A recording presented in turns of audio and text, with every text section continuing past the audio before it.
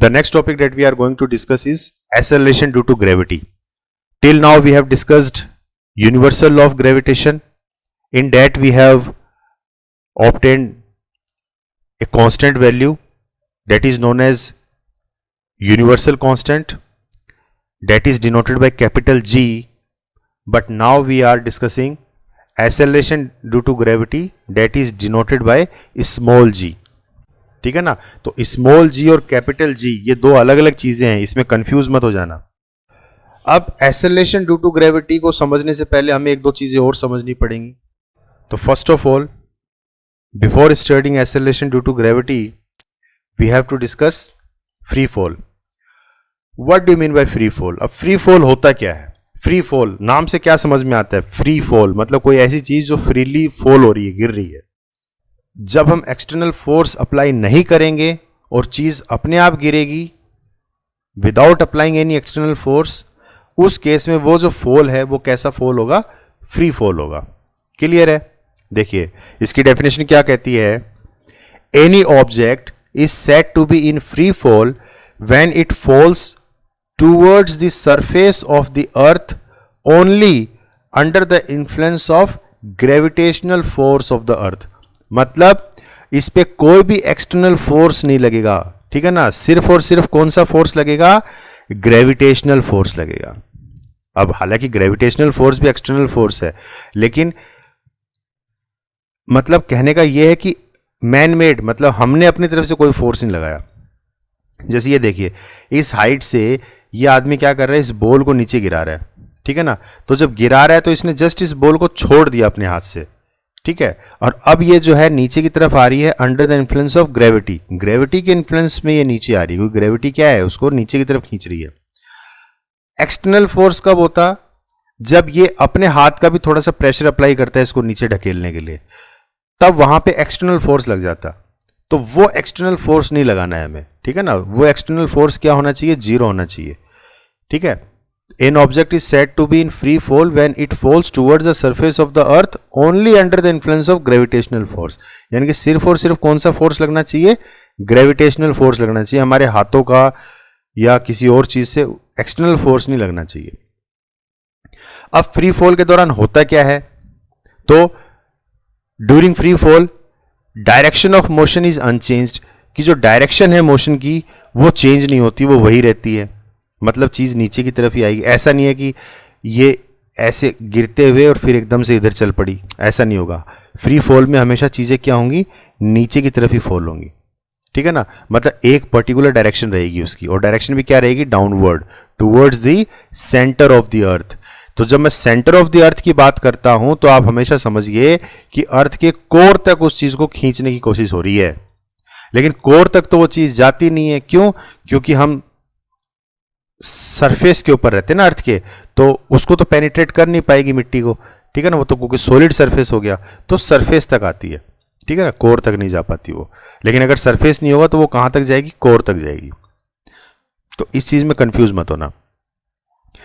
Magnitude, और एक तो ये होगी कि डायरेक्शन उसकी हम मतलब सेम ही रहेगी, डाउनवर्ड रहेगी। दूसरा क्या कह रहा है कि magnitude of velocity increases with time. Time के साथ उसकी वेलोसिटी क्या होगी? इंक्रीज होगी, ठीक है ना। अब देखिए जैसे यहां पे जब उसको छोड़ा गया था तो उस टाइम पे हमने उसको वहां से हमने टाइम क्या लिया? 0 लिया। तो 0 सेकेंड्स पे वेलोसिटी भी क्या है? 0 है। उसके बाद देखिए जब 1 सेकंड के बाद देखा तो उसकी वेलोसिटी 9.8 मीटर पर सेकंड हो गई। 2 सेकंड के बाद देखा तो उसकी वेलोसिटी देखिए बढ़ रही है, 9.8 से कितनी हो गई? 19.6। ऐसे ही 3 सेकंड्स पे 29.4, फिर 39.2 और अल्टीमेटली 5 सेकंड के बाद देखा तो 49। मतलब देखिए वेलोसिटी क्या हो रही है? धीरे धीरे बढ़ रही है, ठीक है ना। और जब वेलोसिटी बढ़ती है तो ऑब्जेक्ट क्या हो रहा है? एक्सेलरेट हो रहा है, ठीक है ना। तो magnitude of the velocity increases with time which produces acceleration, and this acceleration is known as acceleration due to gravity, ठीक है ना। तो ये जो स्पीड बढ़ती है इससे क्या प्रोड्यूस हो रहा है? उसमें एक्सेलरेशन प्रोड्यूस हो रहा है, और इस एक्सेलरेशन को हम क्या बोलते हैं? एक्सेलरेशन ड्यू टू ग्रेविटी, और इसी को हम स्मॉल g से डिनोट करते हैं, ठीक है ना। और यूनिवर्सल ग्रेविटी कांस्टेंट जो है, यूनिवर्सल ग्रेविटेशनल कांस्टेंट होता है, वो होता है कैपिटल जी, ठीक है ना। वो अलग चीज है। ये है एक्सेलरेशन, ठीक है ना। एक्सेलरेशन को बेसिकली हम ए से डिनोट करते हैं ना, ए से डिनोट करते हैं, आपने ए से पढ़ा है, पिछले चैप्टर में पढ़ा था। एक्सेलरेशन को किससे डिनोट करते हैं, ए से डिनोट करते हैं। और ए किसके बराबर होता है, rate of change of velocity, delta we upon delta T, यानी कि rate of change of velocity होती है एक्सेलरेशन। लेकिन जब वो एक्सेलरेशन ग्रेविटी के वजह से हो रही होती है तो उस एक्सेलरेशन को हम क्या बोलते हैं, एक्सेलरेशन ड्यू टू ग्रेविटी। तो वहां पे एक से ए की बजाय हम उसको किससे डिनोट करते हैं, जी से डिनोट करते हैं, ठीक है ना। तो ये चीज आप लोग समझिए इसमें। तो अब यहां पे एक नया कॉन्सेप्ट आ गया हमारे सामने, क्या आया, एक्सेलरेशन ड्यू टू ग्रेविटी, ठीक है ना। और ये एक्सेलरेशन ड्यू टू ग्रेविटी किस वजह से हो रही है, अर्थ की वजह से हो रही है। क्लियर है। तो कैसे डिफाइन करेंगे इसको, the acceleration experienced by a body during its free fall due to gravitational force exerted by the earth, ठीक है ना। और इसको किससे डिनोट करते हैं, जी से डिनोट करते हैं। और ऐसा यूनिट क्या है, अब एक्सेलरेशन की ऐसा यूनिट क्या होती है, मीटर पर सेकंड स्क्वायर होती है, तो वही इसकी भी रहेगी, ठीक है ना। Same as that of acceleration, that is metre per second square, तो इसकी वेलोसिटी भी इसकी ऐसा यूनिट भी सेम होगी। जो कि एक्सेलरेशन की होती है वही एक्सेलरेशन ड्यू टू ग्रेविटी की होती है। सिर्फ हमने, मतलब चीज वही है, सिर्फ हमने नाम बदल दिया इसका, ए की बजाय हम जी से डिनोट करते हैं उसको, ठीक है ना, ताकि अंडरस्टूड हो जाए कि ये एक्सेलरेशन जो प्रोड्यूस हुई है ये ग्रेविटी की वजह से प्रोड्यूस हुई है। रिलेशन देख लेते हैं कि what is the relation between small G and capital G, कैसे क्या रिलेशन होगा स्मॉल जी और कैपिटल जी में, तो वो हम देख लेते हैं। तो देखिए सबसे पहले सिनेरियो समझिए कि ये हमने अर्थ ले लिया, ये अर्थ है हमारी, और तो इस अर्थ का मास हो गया m, कैपिटल M, एक ऑब्जेक्ट तो ये हो गया अर्थ, और दूसरा ऑब्जेक्ट क्या हो गया, ये स्मॉल ऑब्जेक्ट जिसका मास कितना है, स्मॉल m है, ये पार्टिकल साइज जो ऑब्जेक्ट दिख रहा है।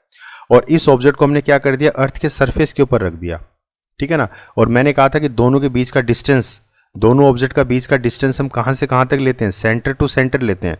तो सेंटर टू सेंटर अगर आप देखो तो ये क्या आ रही है, अर्थ की रेडियस ही आ रही है, ठीक है ना। तो इसको हमने डिनोट कर दिया कैपिटल आर से। क्लियर है। अब जब इसको यहां से हम छोड़ेंगे तो ये क्या होगा, नीचे की तरफ गिरेगा, नीचे की तरफ गिरेगा, इसका मतलब इसके ऊपर ग्रेविटेशनल फोर्स लग रहा है, ग्रेविटेशनल फोर्स लग रहा है इसके ऊपर। तो वो सब हम इसमें स्टडी करेंगे। तो देखिए क्या है कि let an object of mass m is placed at the outer surface of the earth, कि एक स्मॉल ऑब्जेक्ट है जिसका मास स्मॉल m है, और ये कहां पे रखा है, अर्थ के आउटर सरफेस पे रखा है। आउटर सरफेस का मतलब क्या है, एक तो इनर सरफेस होता है जिसके ऊपर हम लोग खड़े होते हैं, हम लोग भी तो अर्थ के सरफेस पे चलते हैं ना, तो ये तो इनर सरफेस हो गया, एक आउटर सरफेस, ठीक है ना। तो वहां पे ऑब्जेक्ट रखा है, मतलब उससे बाहर निकल जाओगे तो आप स्पेस में आ जाओगे, तो वो आउटर सरफेस है, ये उसकी बात हो रही है। तो ये ऑब्जेक्ट हमने स्मॉल m जो है यहां पे रखा है। तो as per Newton's universal law of gravitation क्या कहता है, तो Newton's gravitational law of Newton's universal law of gravitation क्या कहता है कि F is equal to G M m upon R square. mm क्या है, the product of the mass of the two objects, ठीक है ना, and divided by the square of the distance between them, यही हमने पढ़ा है पीछे। तो m क्या है, मास ऑफ द अर्थ है यहां पे। तो this force exerted by the earth produces an acceleration in the body due to which the body moves downward according to Newton second law of motion. अब ये क्या कह रहा है कि जब ऑब्जेक्ट को हम यहां पे रख के छोड़ देंगे तो ये ऑब्जेक्ट क्या होगा, नीचे की तरफ आएगा। तो नीचे की तरफ आ रहा है, इसका मतलब इसके ऊपर एक फोर्स लग रहा है। कौन सा फोर्स लग रहा है, ग्रेविटेशनल फोर्स लग रहा है। तो उस ग्रेविटेशनल फोर्स के वजह से इसमें एक एक्सेलरेशन प्रोड्यूस होगी, जिसे हम क्या बोलेंगे, एक्सेलरेशन ड्यू टू ग्रेविटी। तो ये जो फोर्स लग रहा है, तो फोर्स हमने पिछले चैप्टर में क्या पढ़ा था, न्यूटन सेकंड लॉ में पढ़ा था ना हमने, फोर्स क्या पढ़ा था, force is equal to the product of mass and acceleration, ये हमने पढ़ा है। लेकिन यहां पे जो एक्सेलरेशन प्रोड्यूस हो रही है वो किस वजह से हो रही है, acceleration due to gravity, gravity की वजह से प्रोड्यूस हो रही है। तो हम क्या करेंगे, ए को रिप्लेस कर देंगे जी से, तो replace A by small G because acceleration produced here is due to the gravitational pull of the earth, that is this acceleration is due to